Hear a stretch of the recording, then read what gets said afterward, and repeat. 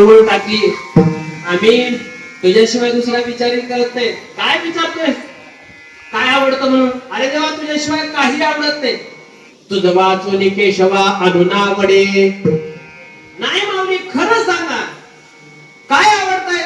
तर त्यावेळेस माऊली म्हणतायत, परत परत माऊली म्हणतात, देवा तुझ्याशिवाय दुसरं काय आवडत नाही. मग आता शेवट ज्ञानोबा म्हणतात, देवा मी आण घेऊन सांगतो की तुझ्याशिवाय मला दुसरं काय. आणि ज्ञानोबारांनी ते देवाला एक विशेषण वापरलं. काय?